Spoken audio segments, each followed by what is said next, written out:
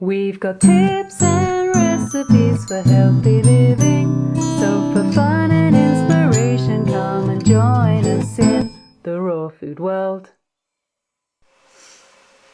Welcome everybody, this is Matt Monarch with the Raw Food World TV show, and Angela Stokes Monarch. And I just love the positive response we've gotten from that last video. It does my heart good.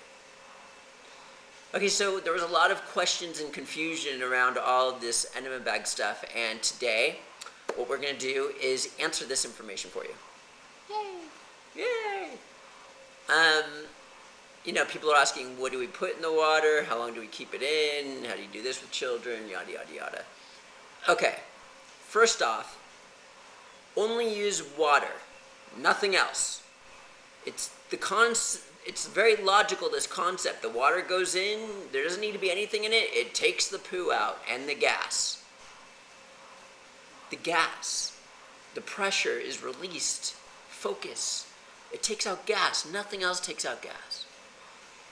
And then the next thing. Hang on. No salt, no herbs. No coffee. No coffee. And clean Who water. did that anyways? Clean water, like not just random tap water. Some kind of source of clean water, whatever that is, where you are, what you have access to. And warm water, preferably. Especially if you're administering it to a child, you don't want it to be overly cold or hot. Cool. For me personally, I like to just sometimes do cold, sometimes do hot. It does different things.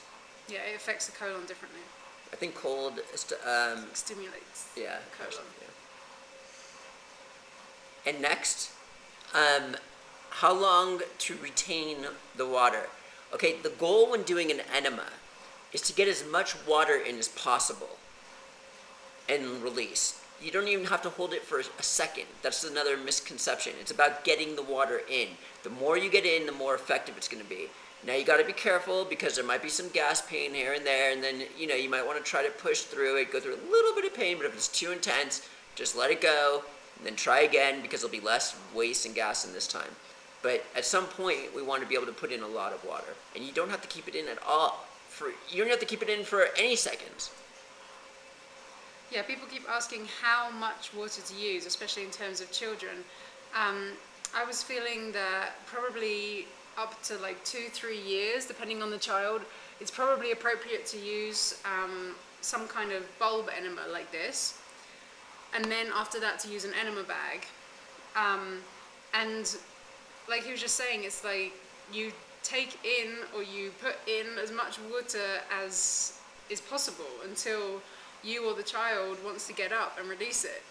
That's it. It's not like there's some certain measurement or something. And of course, obviously, a child's colon is going to be smaller than an adult's. So just bear that in mind. Don't try and put like 4 quarts into a child. It's all intuition here with your child.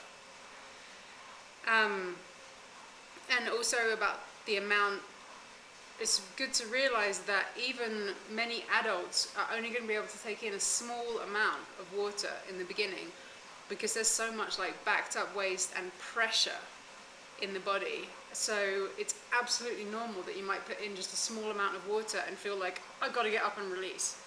It's totally normal. And you could do like 10 enemas in one session, and you can get deeper as time goes on. Yeah, people often ask us, well, isn't a colonic better than an enema? It's essentially, you're doing the same thing. You're putting water into the colon and it's being released. It's just that with the enema, it's on a much smaller scale. But, you could sit there and do like 10, 20 enemas in a row if you wanted to. And all these parents that had results, we didn't tell them how much water to use. They just did it all on intuition. This family, they just took the enema bag, went home, did it, and was fine. So this is all, don't let this stop you. It didn't stop these other parents. You got more? Yeah, people are asking where to get enema bags or enema bulbs. You can just usually go to like your local pharmacy and get an enema bag for like $10. Like it's probably going to be like 1 or 2 quarts or liters. We sell professional enema bags as well. We have smaller ones as well, right? Yeah, we have the smaller ones. They're probably like 10 to 20 at the pharmacy. On our website, I don't know, they're like 10 to 20. And then we also sell these now, Enema bulbs. like $15 or something, I don't know.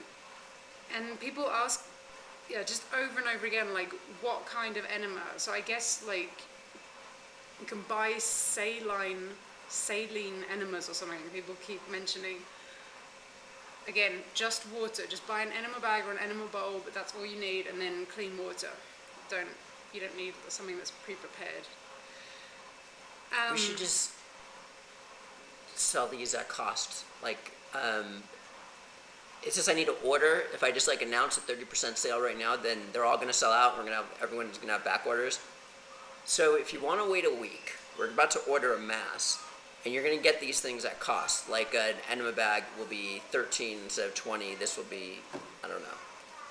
That's in the works right now. Another thing, you're gonna love this one. One of your favorite questions. So surely doing a colonic or doing colon hydrotherapy washes all the good stuff out of your colon and takes all the good bacteria out, and it's necessary to have probiotics afterwards. I personally, I think probiotics are one of the best supplements in the world, but it's not necessary. Yeah, so I remember that one thing someone said to us once, which really resonated, of, do you really imagine that like the second after you finish brushing your teeth, everything in your mouth is like 100% pristine and stays that way? Or do you think like immediately everything repopulates? Same thing in the colon, right? I bit my lip like 2 days ago, and I know bacteria, after I brush my teeth, guess what? There's more bacteria that I gotta deal with. So yeah, probiotics are fantastic. Taking probiotics regularly, taking probiotics after colon hydrotherapy, eating fermented foods, drinking fermented drinks, It's all wonderful, and it's all just something else, just something extra. And of course, we are very all aware that doctors and nurses and other health professionals are going to tell you that colon hydrotherapy is dangerous and is going to explode your colon and wash all of your good bacteria out and things like that. I just asked what our stock was on enema bags, so maybe we can do it now. I'll find out in a second. So yeah. What else? Oh, the pregnancy thing. What about doing colon hydrotherapy during pregnancy? That one keeps coming up. As many of you know, I did colon hydrotherapy throughout pregnancy, at least once a week, sometimes more, depending on how things were going. Those of you who have ever been pregnant or know about it know that constipation is a really common issue with pregnant women, because everything's just getting like squeezed and packed in your abdomen. There's not so much room. Constipation's a massive issue, and for me that wasn't an issue at all because I was doing colon hydrotherapy, and again, that's something that many, doctors and health professionals especially, and also even many colon hydrotherapists will probably tell you like not to do during pregnancy, counter-indicated, midwives, blah blah blah, no one's really into it. I think it's really great and really helpful. I'm not suggesting that everyone rush out and do it. That was just my experience. It was really useful, and especially right before giving birth. I didn't actually really know that I was in labor, but I thought I might be, and I went and did an enema, a colonic. We have a home colonic unit, and I'm really glad I did, because especially if you want to do a water birth, most women, I think, usually have a bowel movement during the birth process because you're pushing so hard in that area, and if you're doing a water birth, that's not very pleasant to kind of contaminate all the water. Yeah. If you've seen these diagrams, I know Norman Walker has one in one of his books, where it shows the colon and then the baby, and then it shows how like all this feces like presses up against the baby. So colon cleansing, she had an unassisted birth, an hour and a half. And granted, she's been on a raw food diet for how many years? Almost 11. Wow. 11 years now. And she's already kind of cleaned out in some sort of aspect, and already stabilized out at her raw food diet. So here's the situation. If you colon cleanse just to get over a cold, you're just going to probably get over the cold. But when you improve your diet and do colon cleansing at the same time, or you improve your diet and you're going through withdrawals and you get sick and then you do colon hydrotherapy, it's a different story because you can go through deep cellular detox. So while you're pregnant, and let's say your diet is stable and you want to do colonics, it's ideal. You shouldn't go into major detox. But if you've also improved your diet lately or something like that, then if it were me and I was a girl and I was pregnant, I would still improve my diet. And the thing is, when you have toxicity in the body, you cleanse it out, and then the baby doesn't have to worry, if that makes sense, because you're consistently, on a periodic basis, whenever you're sick or something, removing it. Something else? Okay, guys, we've got 20 large enema bags, 21 small. What's large and what's small? The 4-quart and the regular pharmacy one. I'm announcing right now a 30% off discount, and please keep in mind, we're about to order more too, but there's going to be back orders here. And these, to be honest with you, aren't going to arrive till Friday, which is, well, if they get this tomorrow, it'll be tomorrow. And there's a chance it might not come till Monday. So there might be a few delays, but we're just blowing this stuff out at cost. Ta-da! We want to help. So I'd like to give a quick run through of how to do an enema. Okay.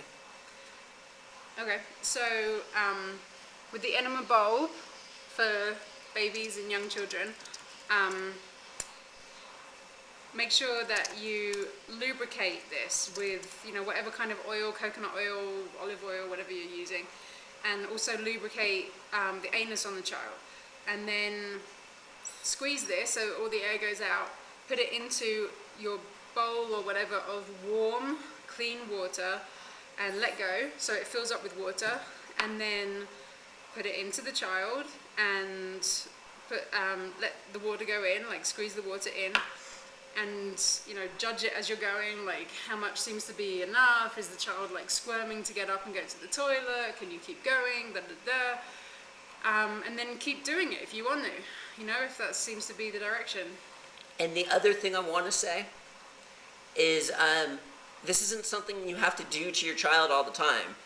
I'm recommending to do this when they're sick, no other time. That's it, only when they're sick.